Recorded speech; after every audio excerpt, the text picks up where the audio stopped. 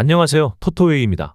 체코는 공격수 패트릭 시크 선수를 최전방에 배치하고 그 뒤를 바츠라프 체르니, 파벨 슐츠, 루카스 프로보트 선수가 받쳐주는 공격형 라인업을 구성할 가능성이 높습니다. 미드필더진에서는 웨스트햄 유나이티드 소속의 토마시 소우체크 선수가 루카스 체르프 선수와 짝을 이뤄 중앙을 책임질 것으로 예상되며, 이들은 중앙 수비수 다비드 지마와 라디슬라프 크레이치 선수 앞에서 수비적인 역할도 함께 수행할 전망입니다. 몬테네그로는 골키퍼 발샤 포포비치 선수가 중앙 수비수 이고르 부야치치, 니콜라 시프치치 선수와 함께 후방을 구축할 것으로 보이며, 미드필더 마르코 얀코비치와 스테판 론차르 선수가 더블 볼란치 형태로 중원을 맡을 가능성이 높습니다. 공격진에는 아담 마루시치, 스테반 요베티치, 밀란 부코치치, 니콜라 크르스토비치 선수가 출전할 것으로 전망됩니다. 체코는 직전 지브롤터전에서 무려 29개의 슈팅과 4.5의 기대 득점을 기록하며 공수 양면에서 인상적인 경기력을 보여주었습니다. 해당 경기에서는 상대에게 단 한 번의 슈팅만 허용했으며 총 7회의 결정적인 기회를 만들어냈습니다. 최근 체코는 3경기에서 8골을 터뜨리는 한편 단 2실점만을 허용했으며 최근 6경기 중 3경기에서는 클린시트를 기록했습니다. 월드컵 본선 진출은 1990년 이후 이루어지지 않았지만 유럽 선수권 대회에서는 최근 8회 연속 본선에 진출한 저력을 보유하고 있습니다. 현재 3연승 중이며 최근 7경기 연속 무패를 기록하고 있습니다. 특히 홈에서는 최근 4경기를 모두 승리했고 그 득실점은 총 9대4입니다. 반면 몬테네그로는 최근 페루 제도와의 경기에서 96분 극적인 결승골로 승리를 거두며 조별리그 2번째 승리를 챙겼습니다. 이 경기에서 9경기 연속 실점이라는 불안한 흐름을 끊고 클린시트를 기록했다는 점은 긍정적으로 평가할 수 있습니다. 하지만 체코와의 최근 맞대결에서는 5연패를 기록 중이며 특히 최근 3경기에서는 각각 3대0, 3대0, 4대1로 크게 패했습니다. 또한 몬테네그로는 최근 원정 4연패를 당하고 있으며 해당 기간 동안 단 한 골도 넣지 못하고 총 6실점을 허용했습니다.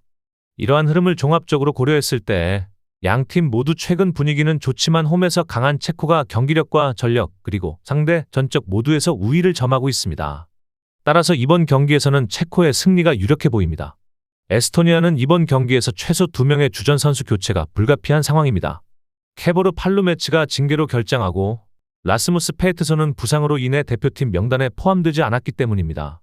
이에 따라 오른쪽 풀백 자리에는 요셉 살리스테가, 중원에는 팔루메츠의 대체자로 마르쿠스 푸움이 기용될 가능성이 있습니다. 한편 이스라엘의 감독 람벤 시몬은 측면 공격 자원들을 윙백으로 활용하는 현재 포메이션을 유지할지 혹은 포백으로 전환할지 고민에 빠져 있습니다.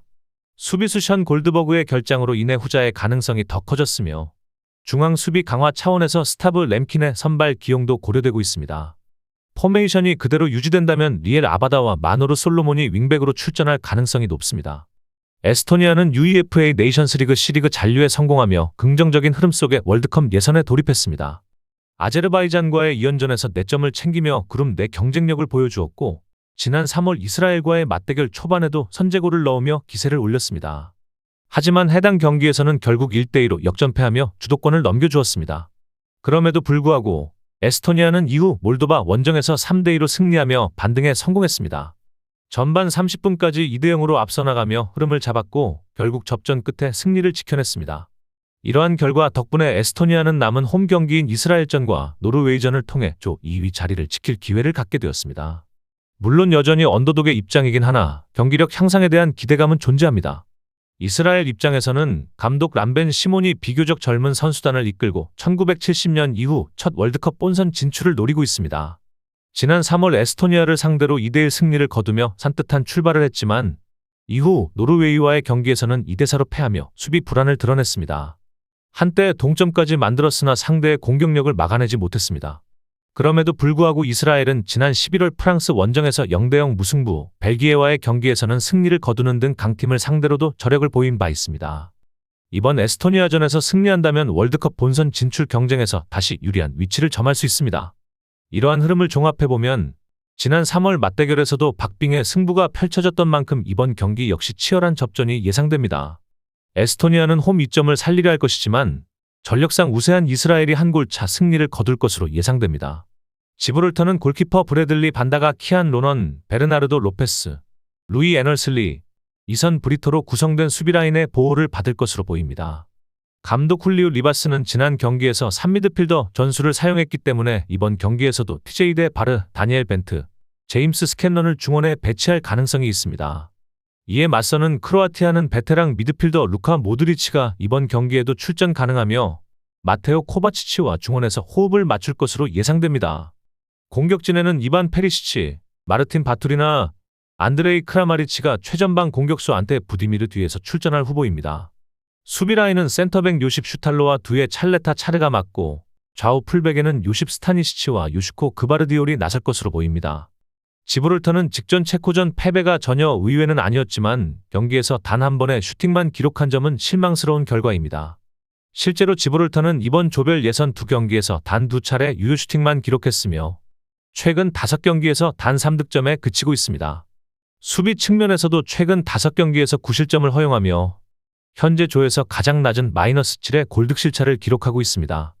하지만 지브롤터는 직전 2경기에서 패했음에도 그 이전 7경기에서는 무패 행진을 기록한 바 있으며 이 중 5경기는 무승부로 마무리됐습니다. 특히 홈구장인 에스타디우 두 알가르브에서는 최근 5경기에서 2승 2무 1패를 기록하며 안정적인 경기력을 보이고 있습니다. 한편 크로아티아는 가장 최근 경기였던 네이션스리그 8강 2차전에서 프랑스를 상대로 0대2로 패하며 1차전 2대0 승리의 우위를 살리지 못하고 결국 승부차기 끝에 탈락했습니다.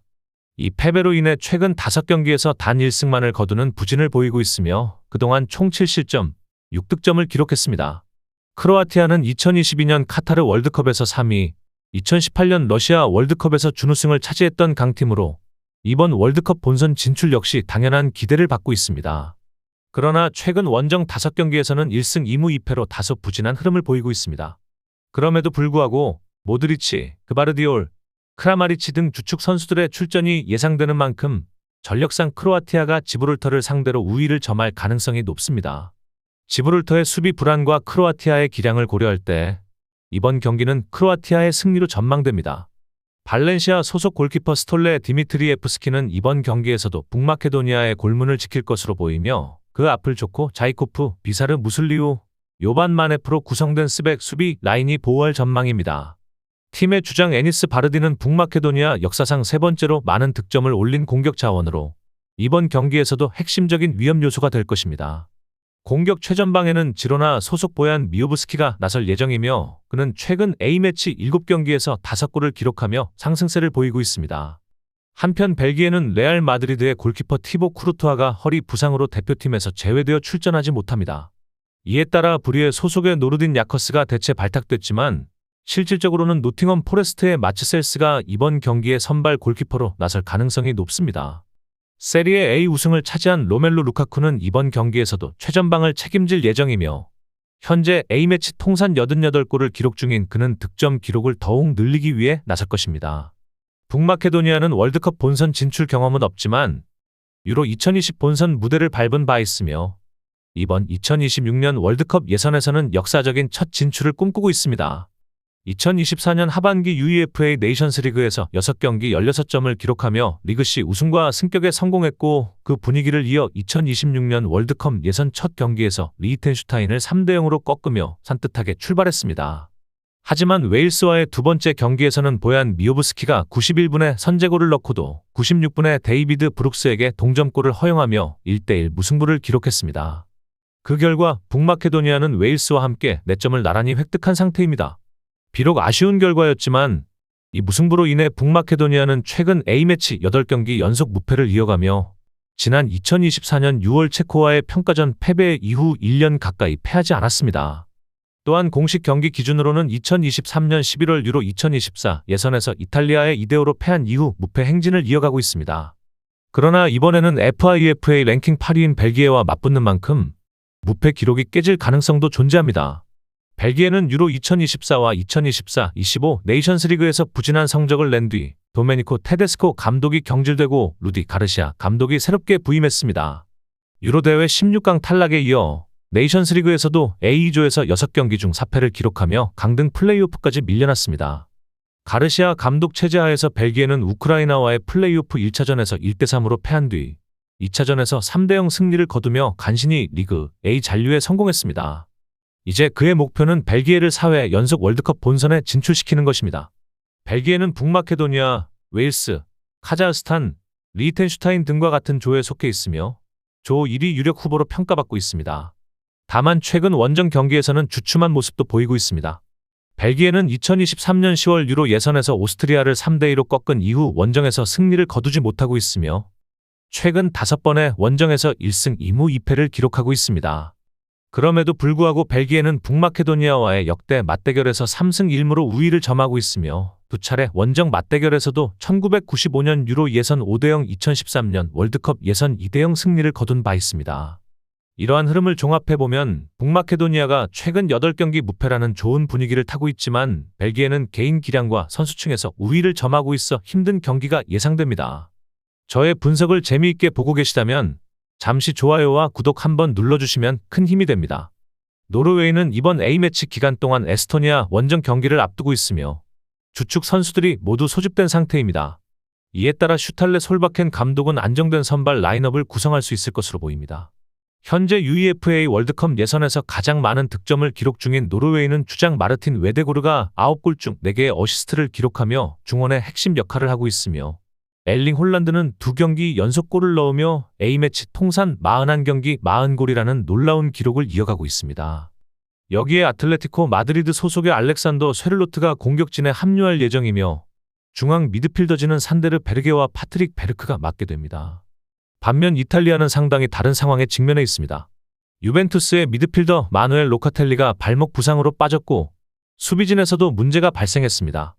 인터 밀란의 베테랑 프란체스코 아체르비는 감독 루치아노 스팔레티가 고령에 대해 공개적으로 언급한 것에 불쾌함을 표하며 소집을 거부했습니다. 이 외에도 리카르도 칼라피오리, 알레산드로 부온조르노, 마테오 가비아도 각각 부상으로 빠졌습니다. 그 대체자로는 아약스 임대 수비수 다니엘레 루가니가 발탁되었으며 수비진 구성에 큰 혼선이 예상됩니다. 골문은 파리 생제르맹의 잘루이지 돈나룸마가 지킬 예정이며 그는 최근 챔피언스리그 우승을 경험하며 분위기가 좋은 상태입니다. 공격진 구성은 아직 확정되지 않았지만 무이즈키는 이번 시즌 최고의 활약을 펼쳤고 지아코모 라스파도리도 나폴리에서 다시 중용되고 있으며 마테오 레테구이는 세리에 A 득점왕에 올랐습니다.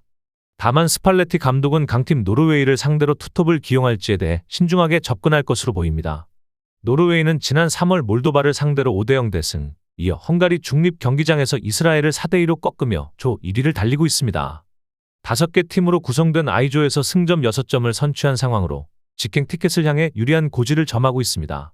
특히 이번 황금 세대는 네이션스리그에서 오스트리아, 슬로베니아를 제치고 리그 A로 승격하는 데 성공했으며 그 상승세를 이어가고 있습니다. 이탈리아는 최근 네이션스리그 8강전에서 독일에 탈락한 뒤 본격적으로 월드컵 예선을 시작하게 되었습니다. 이 경기는 이탈리아에게 있어 가장 까다로운 일정 중 하나로 패할 경우 플레이오프 위험성이 커지는 상황입니다. 최근 이탈리아는 2018년과 2022년 두 차례 연속 월드컵 본선 진출에 실패했으며 브라질 2014 대회에서는 조별리그에서 탈락한 바 있습니다. 유로 2020에서 우승했음에도 불구하고 이후 대표팀의 국제대회 성적은 기대에 미치지 못하고 있습니다. 스팔레티 감독 부임 이후 유로 2024에서는 16강 탈락, 네이션스리그에서는 1차전 홈 패배 후 2차전 도르트문트 원정에서 전반에만 0대3으로 끌려간 끝에 3대3 무승부를 기록하며 4강 진출에도 실패했습니다. 이번 예선은 피로가 누적된 시즌 말미에 치러지는 경기로 이탈리아에게는 특히 부담이 큰 일정입니다. 역대 전적에서는 이탈리아가 절대 우위를 보이고 있습니다.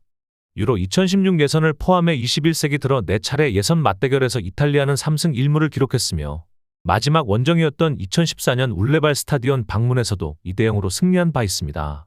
하지만 현재 흐름은 다릅니다. 노르웨이는 강력한 공격진과 함께 상승세를 타고 있고 이탈리아는 전력 공백과 분위기 저하 속에서 불안한 모습을 보이고 있습니다. 홈에서 열린 중요한 경기에서 노르웨이가 역사적인 승리를 챙길 가능성이 높습니다. 웨일스는 이번 경기에서 주장 에런 램지가 부상으로 결장하고 조 앨런은 시즌 종료 후 은퇴함에 따라 전력에서 제외되었습니다. 하지만 부상으로 월드컵 예선 초반 2경기에 결장했던 이선 암파두와 해리 윌슨이 이번 소집 명단에 복귀하면서 중원과 측면 자원에 힘을 보탤 전망입니다. 토트넘 호스퍼의 수비수 벤 데이비스는 이번 경기에서 A매치 통산 95번째 출전을 앞두고 있으며 곧 100경기 고지를 앞두고 있습니다. 원정팀 리히텐슈타인은 골키퍼 벤자민 비엘이 선발 출전할 것으로 예상되며 라르스 트라버, 산드로 비저, 펠릭스 오버바디처가 3백 수비라인을 구성할 가능성이 높습니다. 미드필더 니콜라스 하슬러는 A매치 통산 102번째 출전을 기록하며 주장 완장을 차고 경기에 나섭니다. 공격진에는 윌리 피치와 데니스 살라노비치가 웨일스 수비진을 위협할 임무를 맡을 것으로 보입니다. 웨일스는 지난 여름 크레이그 벨라미 감독 부임 이후 8경기에서 4승 4무를 기록하며 무패 행진을 이어가고 있습니다. 네이션스 리그에서는 터키, 아이슬란드, 몬테네그로와 같은 조에서 6경기 12점을 획득하며 조 1위로 마무리했고 2024년 말 리그 A로의 승격을 이뤄냈습니다. 2025년 3월 웨일스는 2026년 월드컵 예선 첫 경기에서 카자흐스탄을 상대로 3대1 승리를 거두며 기분 좋은 출발을 했습니다. 이어 북마케도니아와의 경기에서는 91분에 실점하며 패배 위기에 몰렸지만 96분에 데이비드 브룩스가 극적인 동점골을 터뜨리며 1대1 무승부로 승점을 챙겼습니다. 현재 웨일스는 승점 4점으로 조 선두 북마케도니아와 동률을 이루고 있으며 조별 예선 최대 강호로 평가받는 벨기에는 아직 예선을 시작하지 않은 상태입니다. 벨기에와의 원정 경기를 앞두고 있는 웨일스로서는 이번 리텐슈타인전을 반드시 승리로 마무리의 흐름을 이어가야 하는 중요한 일전입니다. 웨일스는 과거 리텐슈타인과의 3차례 맞대결에서 모두 승리했으며 특히 2010년 월드컵 예선에서는 2번 모두 2대0으로 승리한 바 있습니다. 이번에도 홈에서 확실한 승리를 노리고 있습니다. 반면 리텐슈타인은 최근 월드컵 예선 2경기에서 모두 패했습니다. 북마케도니아의 0대3 카자흐스탄에 0대2로 연달아 패하면서 초반부터 부진한 모습을 보이고 있으며 최근 A매치 4연패를 기록 중입니다. 이 팀은 최근 20경기 중 19경기를 패했으며 지난 4차례 월드컵 예선에서는 단 1승도 거두지 못했고 전체 득점도 예선 전체를 통틀어 4골을 넘긴 적이 없습니다. 공격력 부진뿐 아니라 최근 원정 성적도 암울합니다. 리텐슈타인은 2020년 10월 룩셈부르크 원정에서 열린 친선 경기에서 2대1로 승리한 이후 4년 가까이 A매치 원정 승리를 거두지 못하고 있습니다. 또한 웨일스를 상대로 치른 3번의 경기에서 단 한 골도 넣지 못했습니다. 이러한 상황을 종합하면 웨일스는 전력과 분위기 모두에서 리텐슈타인에 크게 앞서 있으며 이번 경기에서 무난한 승리를 거둘 것으로 보입니다. 벨기에 원정을 앞두고 자신감을 끌어올릴 수 있는 완승이 될 것으로 전망됩니다. 콜롬비아는 이번 경기에서 핵심 선수 루이스 디아스가 징계로 결장하고 프리미어리그에서 활약 중인 루이스 시니스테라도 부상으로 인해 출전하지 못합니다. 다만 주장 하메스 로드리게스는 출전 가능하며 이번 경기에서 A매치 통산 115번째 출전을 기록할 예정입니다. 콜롬비아는 수비진의 전력 누수가 심각한 상황입니다. 후안 카발, 예르손 모스케라, 산티아고 아리아스, 요한 모이카, 카를로스 쿠에스타 등 주요 수비 자원들이 모두 이번 소집 명단에서 제외되었습니다. 상대 페루는 최근 부진에도 불구하고 오스카르 이바네스 감독이 기존 선수단을 그대로 유지했습니다. 현재 대표팀 주축은 대부분 30대 중후반에 접어든 베테랑들로 구성되어 있습니다. 루이스 아드빈쿨라, 카를로스 삼브라노, 잘루카 라파둘라, 안드레 카리오, 그리고 무려 41세의 파울로 게레로가 선발로 나설 가능성이 있습니다. 미겔 트라우코는 부상으로 제외되었으며 윌더 카르타헤나와 알렉산더 칼렌스도 부상으로 결장합니다. 콜롬비아는 네스토르 로렌소 감독 부임 이후 30경기 가까이 무패 행진을 이어가며 기대를 모았으나 최근 몇 개월 사이 급격히 하락세를 보이며 상황이 위태로워졌습니다. 현재 콜롬비아는 남미 예선 상위 6위 안에 턱걸이하고 있으며 바로 뒤를 쫓고 있는 베네수엘라와의 승점 차는 단 5점입니다. 콜롬비아는 남은 3경기 일정에서 페루, 볼리비아, 베네수엘라를 상대하게 되며 이 중 최소 승점 7점을 획득하지 못한다면 본선 진출에 큰 타격이 될 수 있습니다. 그러나 최근 성적을 보면 낙관하기는 어렵습니다. 콜롬비아는 우루과이, 에콰도르, 브라질에 연이어 패했고 지난 3월 파라과이전에서는 2대0 리드를 지키지 못하고 2대2 무승부에 그치며 귀중한 승점 2점을 날렸습니다. 한편 베네수엘라는 이번 주 볼리비아와의 홈경기를 앞두고 있으며 승리가 유력한 만큼 콜롬비아는 이번 페루전에서 반드시 승리를 거두어야 부담을 덜 수 있습니다. 상대 페루는 최근 콜롬비아와의 4차례 맞대결 중 단 1패만을 기록할 만큼 쉽지 않은 상대이지만 이번 월드컵 예선에서는 최악의 부진을 겪고 있습니다. 2018년 러시아 월드컵에서 오랜만에 본선 무대를 밟았던 페루는 2022년 대회 진출에 실패했고 이번 예선에서도 상위권 경쟁에 전혀 가담하지 못하고 있습니다. 특히 원정 경기에서는 형편없는 성적을 보이고 있습니다. 페루는 이번 예선에서 7번의 원정 경기 모두 무득점에 그쳤으며 단 1무 6패라는 참담한 기록을 남겼습니다. 이바네스 감독이 2024년 초에 부임했지만 지난달 있었던 첫 두 경기에서도 팀은 반등의 조짐을 보이지 못했습니다. 앞으로 페루는 콜롬비아 원정을 비롯해 우루과이 원정, 에콰도르와의 홈경기 등 까다로운 일정이 이어지기 때문에 9월 파라과이와의 홈경기 전에 조기 탈락이 확정될 가능성도 제기되고 있습니다. 이런 흐름을 감안하면 콜롬비아는 최근 부진에도 불구하고 홈에서 반등할 기회를 잡은 셈입니다. 페루의 공격력은 원정 경기에서 전혀 위협적이지 않았고 콜롬비아로서는 실점 부담 없이 승리를 노릴 수 있는 경기입니다. 콜롬비아가 최소한의 차이로 승리를 거둘 것으로 전망됩니다. 베네수엘라는 이번 경기에서 라치오 소속 19세 유망주 알레산드로 밀라니에게 A매치 데뷔 기회를 줄 수 있습니다. 밀라니는 이탈리아가 아닌 베네수엘라를 대표팀으로 선택하면서 국제 무대에서의 미래를 결정지었습니다. 예페르손 소텔도는 이번 경기를 통해 대표팀 통산 50번째 출전을 기록할 예정이며 최다 출전 기록을 보유한 토마스 링콘은 이번 경기에 출전할 경우 142번째 A매치를 소화하게 됩니다. 공격진에서는 살로몬 론돈이 주목받고 있습니다. 그는 볼리비아를 상대로 한 최근 2경기에서 5골을 터뜨렸고 2022년 월드컵 예선 홈경기에서는 해트트릭을 기록한 바 있습니다. 반면 볼리비아는 수비수 호세 사그레도와 루이스 파즈, 미드필더 라미로 바카와 보리스 세스페데스가 결장하며 전력 누수가 큰 상태입니다.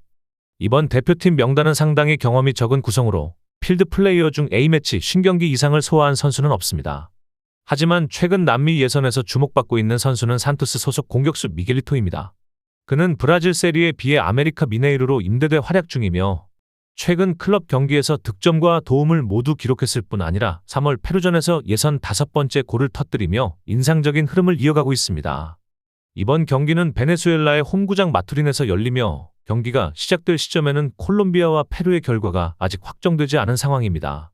현재 베네수엘라는 남미 예선에서 플레이오프 진출권인 7위를 기록 중이며 6위 콜롬비아와는 승점 5점 차, 바로 뒤를 쫓고 있는 볼리비아보다는 한 점 앞서 있습니다.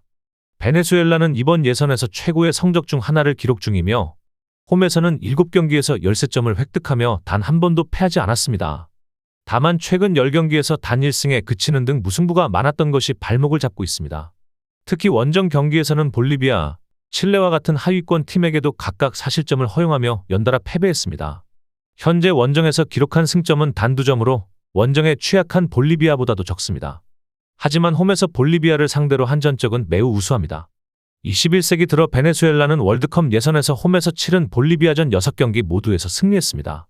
볼리비아는 이번 예선에서 원정 7경기 중 6경기를 패했고 단 1승은 칠레 원정에서의 충격적인 2대1 승리였습니다. 이는 볼리비아가 월드컵 예선 원정 67경기 만에 거둔 첫 승이었습니다. 하지만 그 이후 원정 3연패를 당하며 무려 13실점을 허용했고 이번 경기에서도 패할 경우 베네수엘라와의 승점 차는 4점으로 벌어지게 됩니다.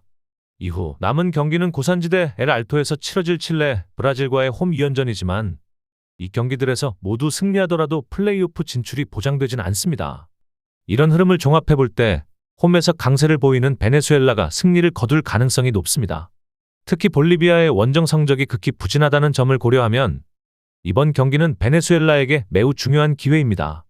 만약 자동 진출권 확보가 어려워지더라도 이번 승리는 최소한 플레이오프 진출을 위한 중요한 발판이 될 것입니다. 홈 이점을 아는 베네수엘라가 완승을 거둘 것으로 전망됩니다.